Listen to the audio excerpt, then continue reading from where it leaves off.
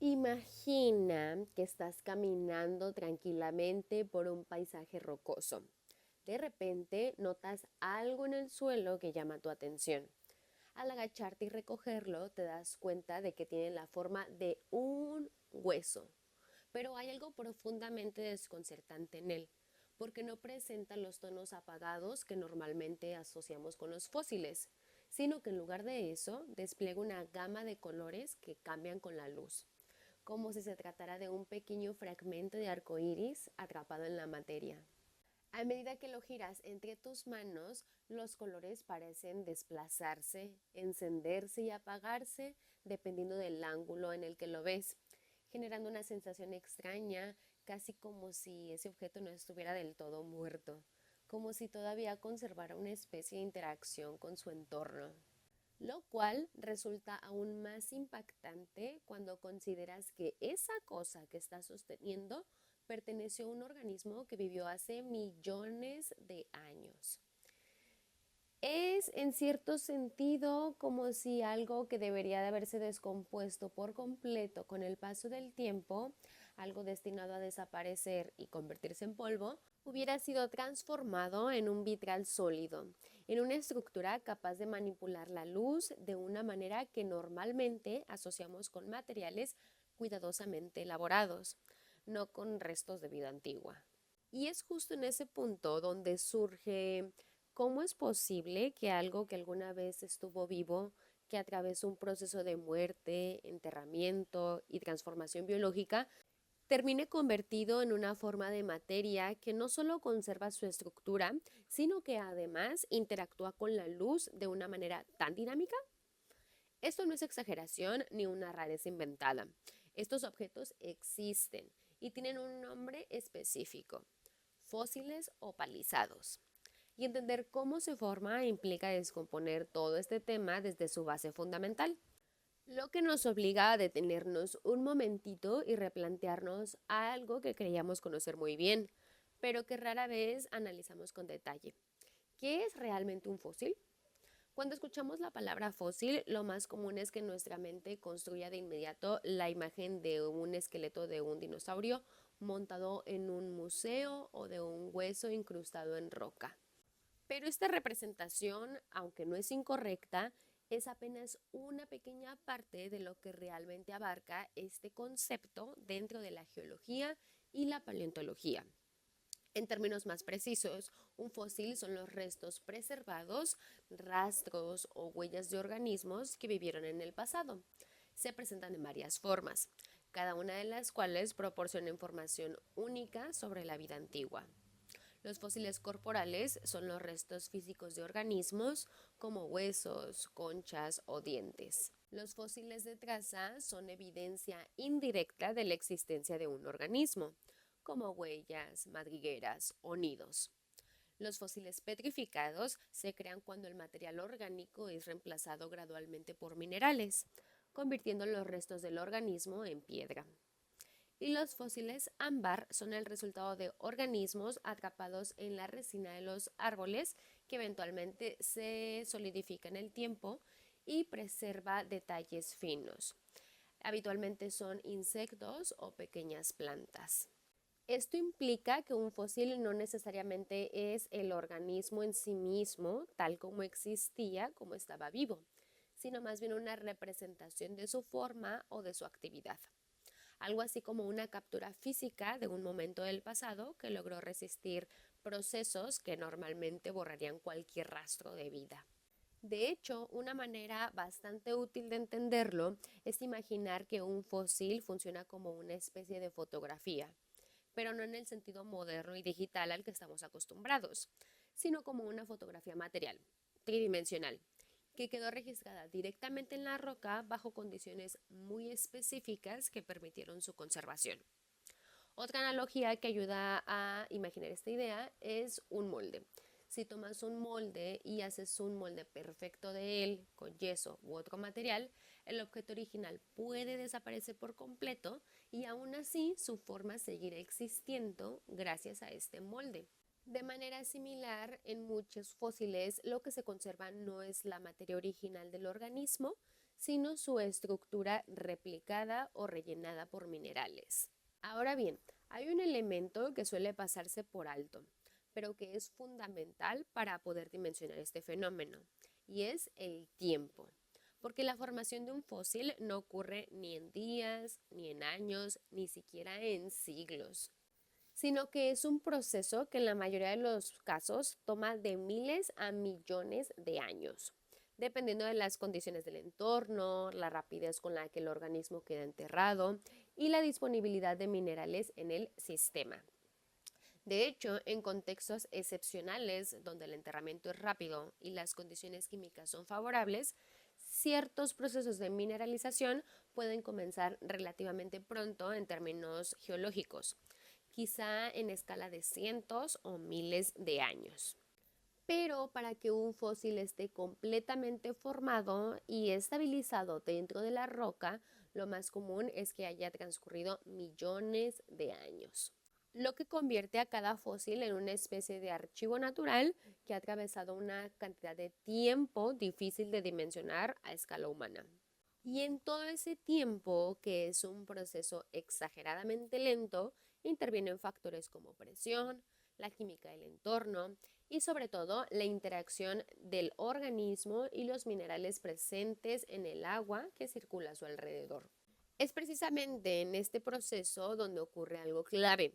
La materia original del organismo comienza a ser reemplazada progresivamente por materiales minerales, lo que da lugar a distintas formas de fosilización, algunas más comunes y otras, como veremos más adelante, mucho más raras y sorprendentes. Para que un organismo llegue a convertirse en fósil, no basta con que muera y permanezca en el suelo, porque en condiciones normales ocurre lo contrario. Bacterias, hongos, oxígeno y otros organismos comienzan a descomponerlo casi de inmediato, reciclando su materia hasta hacerlo desaparecer por completo. Esto significa que el proceso de fosilización no es una regla, sino una excepción extremadamente especificada dentro de todos los posibles destinos de la materia orgánica. Para que este proceso siquiera tenga oportunidad de comenzar, el organismo necesita quedar enterrado con relativa rapidez, ya sea por sedimentos, ceniza volcánica, lodo o arena, de tal forma que se aísle parcialmente el oxígeno y de los organismos que lo degradarían, creando un entorno donde la descomposición se ralentiza lo suficiente como para que otros procesos puedan intervenir. A partir de ese momento, el sistema comienza a cambiar de manera casi imperceptible, porque el agua subterránea que contiene minerales disueltos como sílice, calcio o hierro comienza a infiltrarse en los espacios microscópicos del organismo, penetrando estructuras como huesos, tejidos o incluso cavidades celulares, lo que da inicio a un proceso conocido como permineralización, en el cual esos minerales se depositan poco a poco dentro de la estructura original. Una forma bastante intuitiva de visualizar esto es imaginar una esponja completamente seca que al ser sumergida en agua con diamantina comienza a absorber ese líquido hasta llenarse por completo. Sin embargo, a diferencia del agua común, aquí el líquido se evapora y deja un residuo sólido. En este caso, minerales que con el tiempo van endureciendo la estructura desde el interior hasta convertirla en algo completamente distinto. Otra analogía útil es pensar en un edificio abandonado que con el paso de los años empieza a ser invadido por sedimentos y materiales que lo rellenan lentamente, hasta el punto en que la estructura original queda completamente ocupada por nuevos materiales, conservando la forma general, pero cambiando por completo su composición.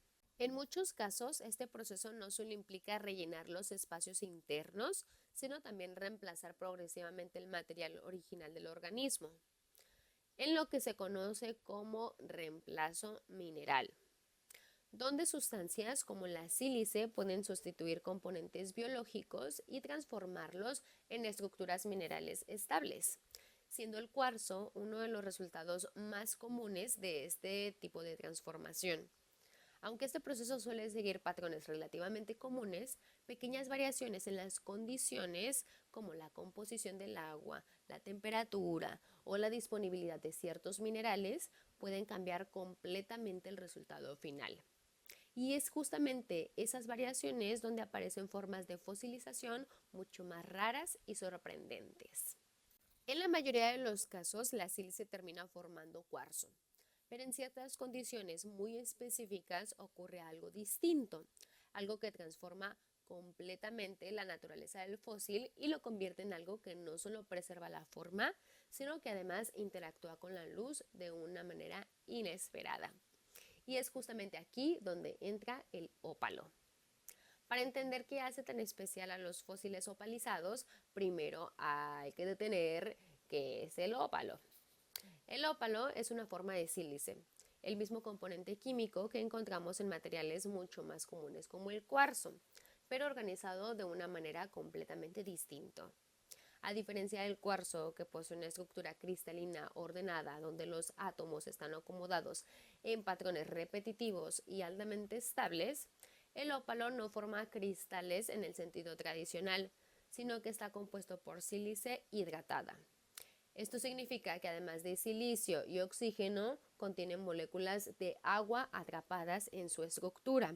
Y esta combinación da lugar a un material amorfo, sin una organización rígida a gran escala. Sin embargo, esa aparente falta de orden es engañosa. A una escala microscópica, el ópalo puede presentar una organización bastante particular, formada por diminutas esferas de sílice que se acomodan en patrones relativamente regulares, creando una especie de arreglo interno que, aunque no es un cristal clásico, sí tiene suficiente estructura como para interactuar con la luz de una manera muy especial. Una forma bastante intuitiva de imaginar esto es pensar en miles de canicas extremadamente pequeñas, apiladas unas junto a las otras. Cuando la luz entra en ese acomodo, no solo las atraviesa, sino que se dispersa, se desvía y se separa en diferentes longitudes de onda, produciendo ese efecto de colores cambiantes que hace que el ópalo sea tan llamativo. Este fenómeno está directamente relacionado con la difracción de la luz, un proceso físico en el que las ondas de luz se desvían al interactuar con estructuras del tamaño comparable a su longitud de onda. En este caso, la luz se refleja en esferas de sílice diminutas y cuidadosamente apiladas. El tamaño de estas esferas es de 150 a 450 nanómetros, difractan diferentes longitudes de onda de luz. Por ejemplo, las esferas de aproximadamente 220 nanómetros de diámetro devuelven luz azul al ojo. Las de 240 nanómetros, color verde, y las de 320 nanómetros, luz roja.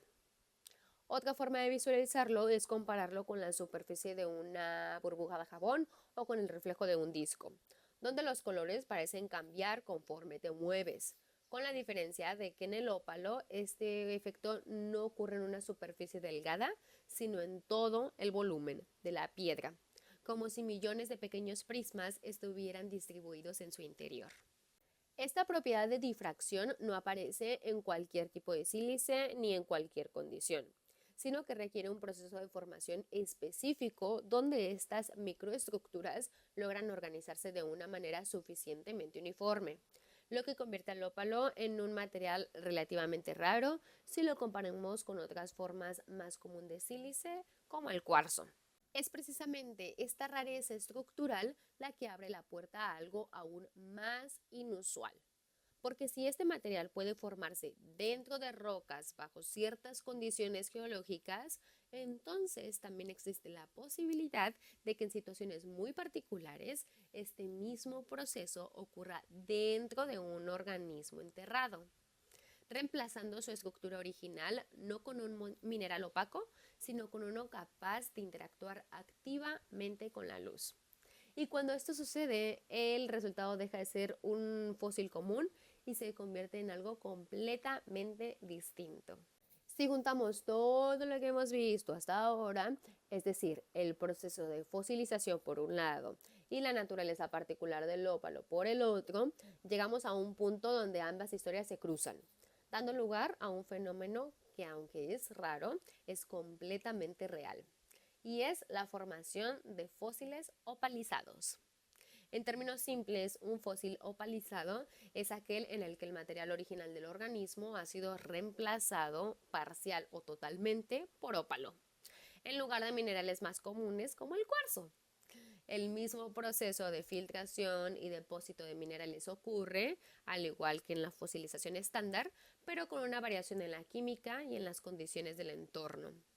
Durante este proceso, el agua subterránea rica en sílice penetra en los espacios microscópicos del organismo enterrado y bajo condiciones muy específicas de temperatura, presión y composición química comienza a depositar sílice en forma de ópalo, llenando cavidades, replicando estructuras internas e incluso reemplazando progresivamente el material original, átomo por átomo, hasta que lo que queda ya no es materia biológica, sino una estructura mineral que conserva la estructura del organismo.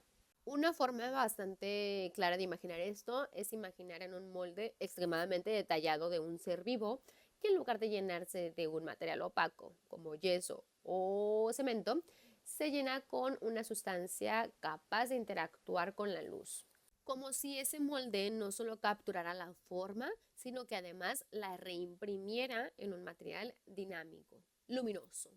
Este proceso, además de conservar la forma general del organismo, también puede preservar detalles extremadamente finos, incluso a escalas microscópicas. Así que lo que vemos no es una representación aproximada, sino una especie de reconstrucción mineral altamente fiel de lo que alguna vez estuvo vivo. Que se forme un fósil es difícil. Ahora imagínate que esté opalizado. Doblemente difícil, por un equilibrio muy específico entre la disponibilidad de sílice, la presencia de agua y las condiciones geológicas del entorno, convirtiendo a los fósiles opalizados en una rareza dentro del mundo fosiliano. Debido a esta rareza, hay lugares en el mundo que se vuelven especialmente importantes porque ahí se han encontrado este tipo de fósiles. Uno de los lugares más emblemáticos es Leighton Ridge, una región que a simple vista puede parecer un paisaje árido y poco llamativo, pero en realidad esconde uno de los depósitos de ópalo más importantes del mundo, además de una concentración considerable de fósiles opalizados que han sido estudiados durante décadas. En lugares como este, lo que ocurrió hace millones de años fue una combinación particular de sedimentación, actividad geológica y circulación de agua rica en sílice. Otros sitios relevantes incluyen Copper Petty y Andamuca, que comparten características similares en cuanto a su historia geológica y a las condiciones de formación de ópalo. Cada lugar presenta variaciones en la calidad, tipo y distribución de este material. Esta es una foto de Copper Petty que tiene hasta 3 millones de agujeros de perforación en sus campos de ópalo. Estos no son fósiles, pero son algunas piedras de ópalo encontradas en Andamuca. Y como puedes ver, están divinos. De hecho, hay tours en estos 3 lugares que te acabo de mencionar, donde te muestran la mina e incluso te puedes quedar a dormir. Están abiertos los 7 días de la semana por si tienen ganas de ir. Estos lugares son posibles debido a que la Tierra no es uniforme en su comportamiento, sino que tiene regiones donde ciertos procesos se vuelven mucho más probables que en otros, como si existieran formas de excepción donde pequeñas diferencias en la química del suelo, la dinámica del agua o la historia geológica terminan amplificando hasta producir resultados completamente distintos. Podemos pensar en estas regiones como laboratorios naturales a escala gigantesca, donde durante millones de años se dieron las condiciones precisas para que el agua cargada de sílice circulara de forma constante, penetrando en los restos enterrados, y que en lugar de formar estructuras cristalinas comunes, generara ese arreglo microscópico característico del ópalo. Una vez que entendemos que existen lugares donde las condiciones permiten este tipo de fosilización, ¿qué tipo de organismos han pasado por este proceso? Hay una gran variedad: conchas marinas, fragmentos de madera, dientes e incluso huesos de dinosaurios que han sido total o parcialmente reemplazados por ópalo. y también una mandíbula opalizada. Esta transformación es tan impresionante que es lo suficientemente precisa como para conservar detalles muy finos, lo que permite a los investigadores estudiar aspectos de la estructura original del organismo, aunque el material biológico haya sido completamente reemplazado, lo cual reemplaza la idea de que la fosilización no es solo un proceso de conservación, sino también de reconstrucción mineral. Entonces, recapitulando un poco, el ópalo está formado por diminutas esferas de sílice organizadas de manera más o menos regular. Cuando la luz interactúa con esta estructura, se desvía, dispersa y organiza. Este fenómeno se explica a través de la difracción de la luz, donde las ondas de luz, al encontrarse con estructuras del tamaño adecuado, se separan en diferentes longitudes de onda, lo que da lugar a los distintos colores que percibimos. Este efecto depende del ángulo desde el cual observamos el material, por lo que los colores parecen cambiar conforme nos movemos. Imagínate un disco. Al inclinarlo bajo la luz aparecen colores que se desplazan y cambian, aunque en ese caso el efecto ocurre en una superficie relativamente plana. Y en el ópalo, esta interacción sucede en todo el volumen del material, lo que lo hace visualmente más llamativo. Vuelvo a mencionar esto porque el color no está pintado en el fósil, sino que emerge directamente de su estructura interna.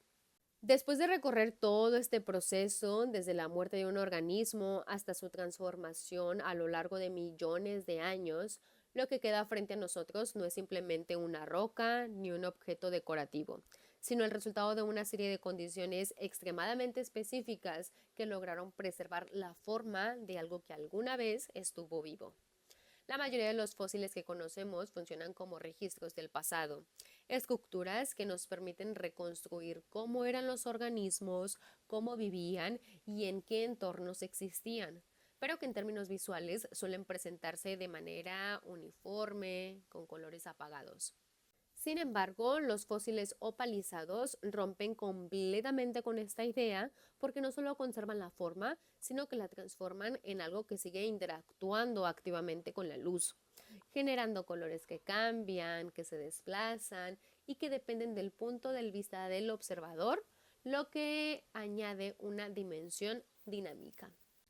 No son solo fósiles ni piedras, sino el resultado de un proceso en el que la vida, la materia y la luz terminan entrelazándose de una manera inesperada. Recordando que incluso en los procesos más lentos y aparentemente silenciosos de la naturaleza pueden surgir resultados que desafían por completo nuestra intuición. Por cierto, aquí te dejo los precios de algunos fósiles opalizados que rondan en los miles o decenas de miles de dólares. Bellísimos, pero carísimos.